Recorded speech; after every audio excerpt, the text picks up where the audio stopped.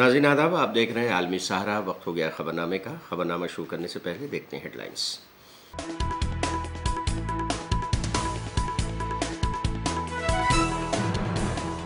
राहुल गांधी ने हाथरस भगदड़ के मुतासरा खानदानों से की मुलाकात, रियासती हुकूमत से मुआवजे का मुतालबा। दिल्ली के वजीर तालीम आतिशी ने असातिज़ा के तबादलों को रोकने की दी हिदायत, कहा तबादलों से पढ़ाई का माहौल हो जाता है खत्म। अग्निपथ मंसूबे पर लाया जाए व्हाइट पेपर, कांग्रेस ने मरकजी हुकूमत से किया मुतालबा। और बरतानिया के पार्लिमानी इंतखाबात में वज़ीर-ए-आज़म ऋषि सुनक ने तस्लीम की शिकस्त, लेबर पार्टी के लीडर केयर स्टार्मर को दी जीत की मुबारकबाद।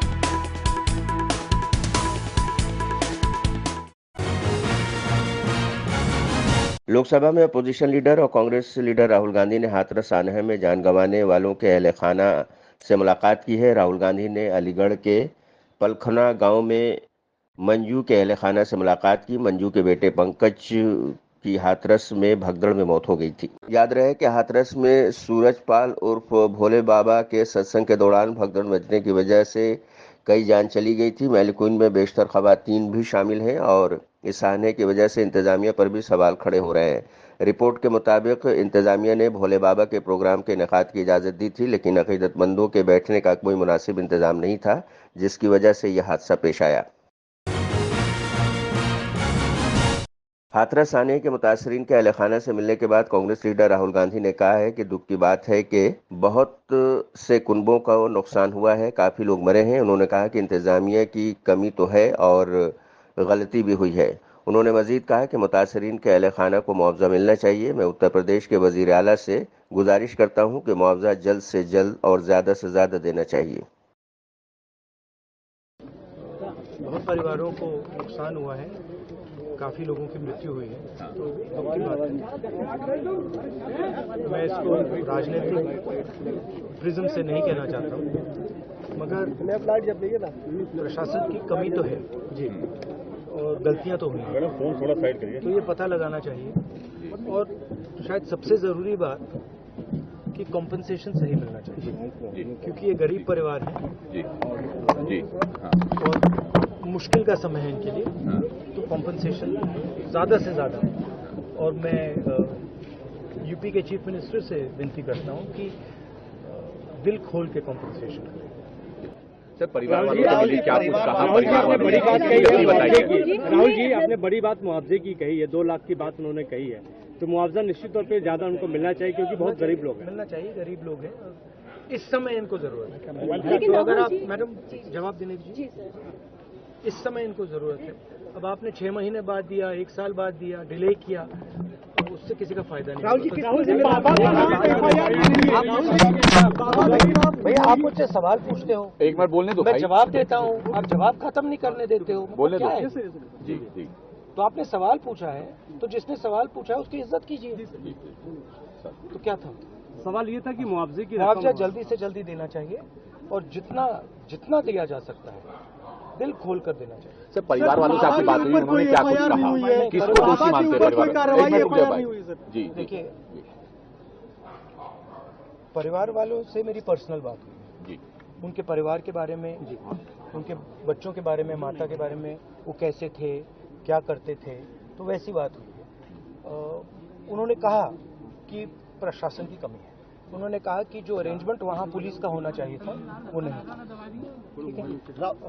बट बहुत दुख में है, शॉक में है, तो ऐसी सिचुएशन में मैं मतलब उनकी जो स्थिति है, उनकी सिचुएशन है, उसको समझने की कोशिश करता हूँ।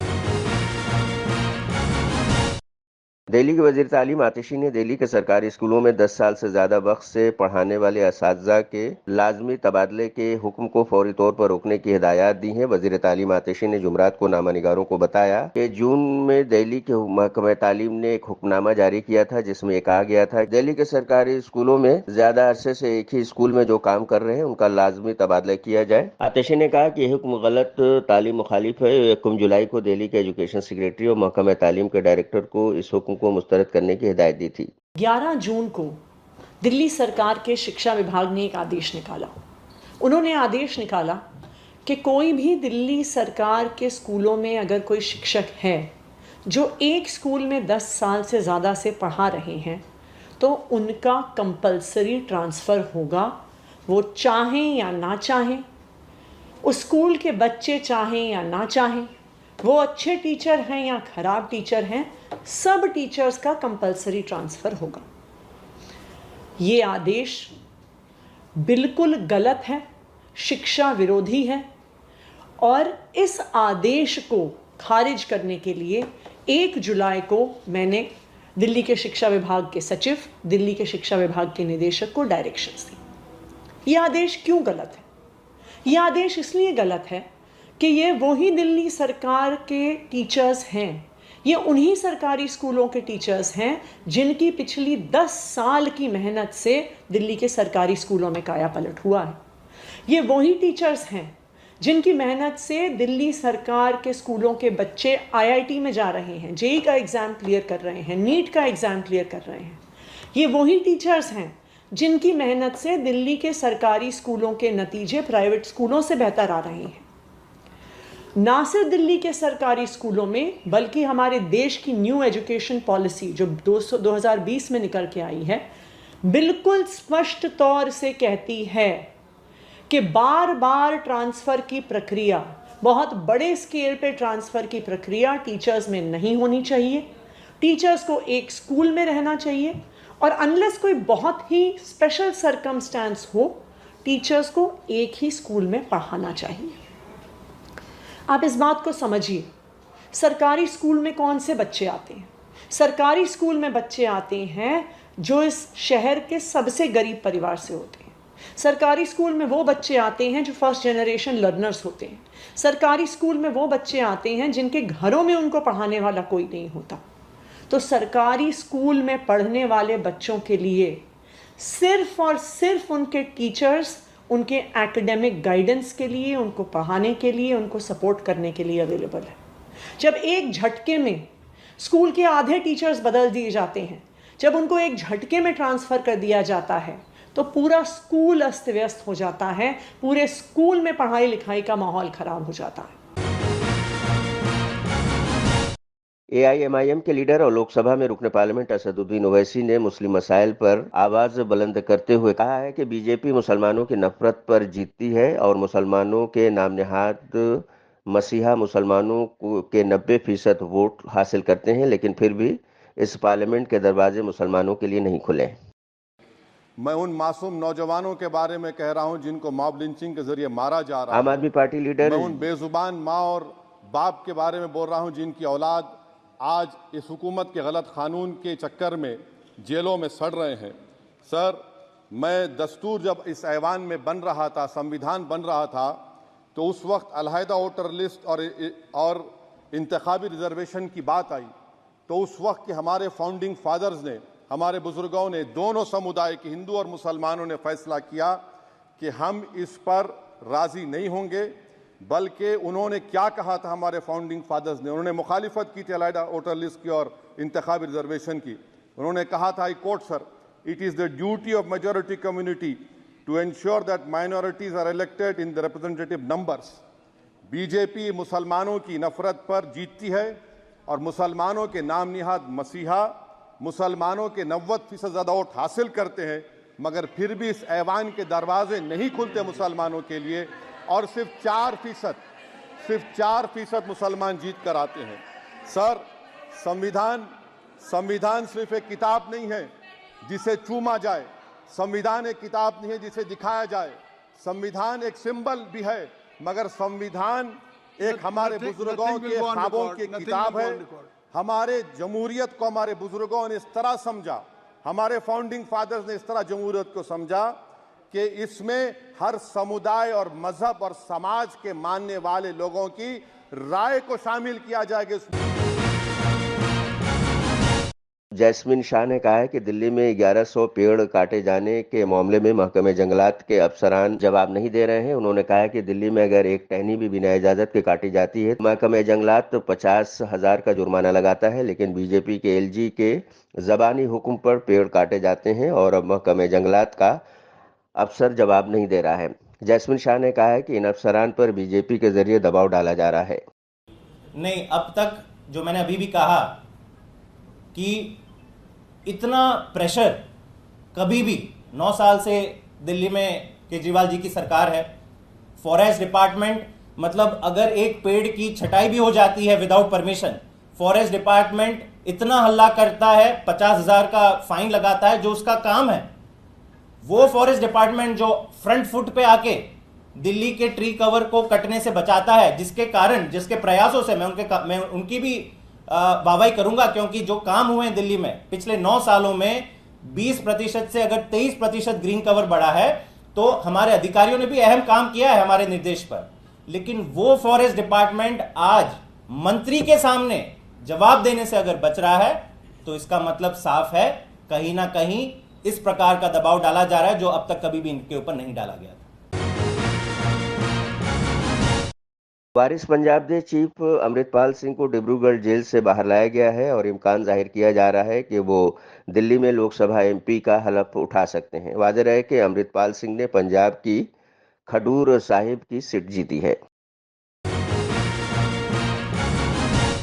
बिहार के मोतिहारी में मॉब लिंचिंग का एक नया मामला सामने आया है। यहाँ पर मुश्तइल भीड़ ने एक साधु को बिजली के खंबे से बांधकर जमकर पीटा है।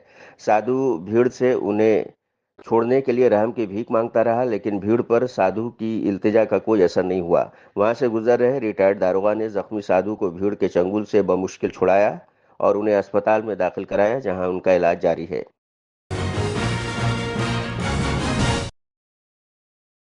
लखनऊ में ईरानी सदर इब्राहिम रईसी की 40वीं की मजलिस का इनेकाद किया गया, जिसमें बड़ी तादाद में लोगों ने शिरकत की। मजलिस को इमाम जुमा लखनऊ मौलाना कल्बे जवाद नकवी ने खिताब किया। मौलाना ने इस दौरान उन मुस्लिम मुल्कों को निशाने पर लिया जो इजराइल के जुल्म के खिलाफ खामोश हैं।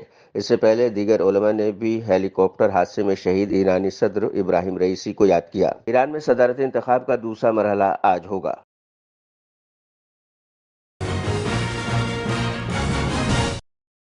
ईरानी सुप्रीम लीडर आयतुल्लाह खामनेई ने अवाम से ज़्यादा वोट में हिस्सा लेने की अपील की है। खामनेई ने कहा है कि सदारती इंतखाबात के पहले मरहले में वोटिंग टर्नआउट तवक्को से कम रहा है।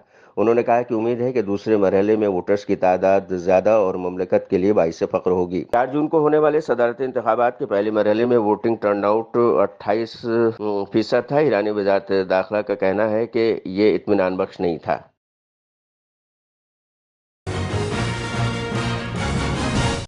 हॉलैंड के साबिक वज़ीर-ए-आज़म मार्क रूटे ने अपना ओहदा छोड़ने और सादगी के साथ साइकिल पर घर की तरफ रवाना होने पर सादगी की एक अनोखी मिसाल पेश की है। मार्क रूटे की सदा से गैर मुल्की मीडिया में एक नया तूफान भी बर्पा हो गया है। दूसरी जानिब उनकी जगह हॉलैंड के इंटेलिजेंस चीफ ने वज़ारत उज़्मा का ओहदा संभाल लिया है। साफियों के सामने रोते हुए वज़ीर-ए-आज़म हाउस को अलविदा कहा और अपनी साइकिल पर सवार होकर सड़क के किनारे खड़े दर्जनों हाजरीन के पास से गुजर गए।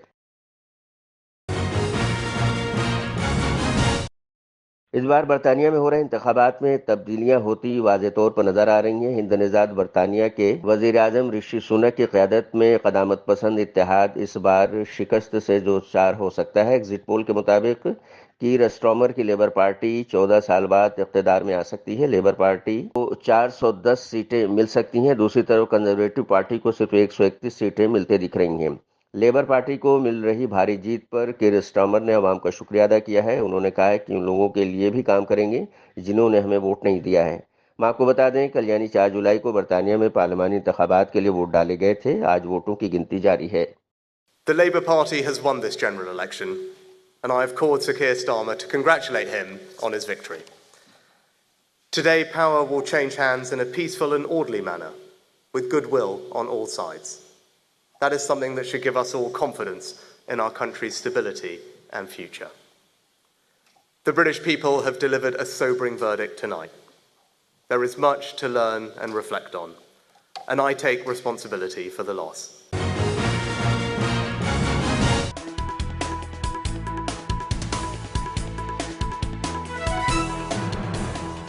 राहुल गांधी ने हाथरस भगदड़ के मुतासरा खानदानों से की मुलाकात। रियासती हुकूमत से मुआवजे का मुतालबा। दिल्ली के वज़ीर तालीम आतिशी ने असातिज़ा के तबादलों को रोकने की दी हिदायत। कहा, तबादलों से पढ़ाई का माहौल हो जाता है खत्म। अग्निपथ मंसूबे पर लाया जाए व्हाइट पेपर। कांग्रेस ने मरकजी हुकूमत से किया मुतालबा। और बरतानिया के पार्लिमानी इंतखाबात में वज़ीर-ए-आज़म ऋषि सुनक ने तस्लीम की शिकस्त, लेबर पार्टी के लीडर कीयर स्टार्मर को दी जीत की मुबारकबाद। तो नाज़रीन, आज के खबरनामे बस इतना ही। दीजिए इजाज़त, लेकिन आप देखते रहिए 24 घंटे का उर्दू न्यूज़ चैनल आलमी सहारा। सहारा प्रणाम।